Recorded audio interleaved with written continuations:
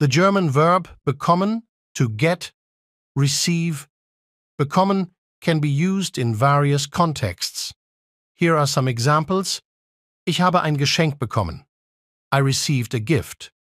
Hat eine gute Note bekommen. He got a good grade. Sie hat einen neuen Job bekommen. She got a new job. Ich habe einen Schnupfen bekommen. I got a cold. Sie hat Kopfschmerzen bekommen. She got a headache. Hat Angst bekommen. He got scared. Ich habe eine Nachricht bekommen. I got a message. Sie hat einen Anruf bekommen. She got a call. Hat eine E-Mail bekommen. He got an email. Bekommen can also be used in the imperative form.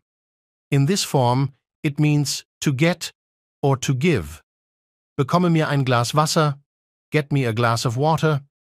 Bekomme dir einen neuen Job. Get yourself a new job. Bekomme dir eine neue Wohnung. Get yourself a new apartment.